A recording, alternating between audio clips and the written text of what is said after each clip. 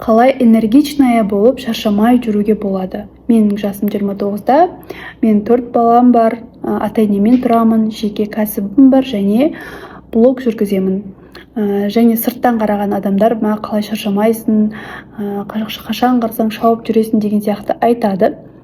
На самом деле бұның сондай ешқандай қағидасы жоқ. Сенің шаршамауыңа бірінші нәрсе ол әрине организмдегі витаминдеріңнің барлығы түгел болу керек. Медицинада анализ тапсырасың, и қандай сенде витамин жетіспейді, недостаток, соларды просто толтыру керек. Екінші, мидағы мусорлар. Бізді в основном өте қатты шаршатып жүретін ол ойлауымыз. Күнде біз қанша нәрсе ойлаймыз, и кім өзінің осы ойын, миындағы ойын басқара алады, игере алады, артық ойларды алып тастай алады, сол адам өзінің жұмысына, өзінің личный брендіне, басқа дүниелерге энергияны, уақытын табады екен. Поэтому осы екі қағиданы ұстанған адамдар всегда энергичный, шаршамай жүреді.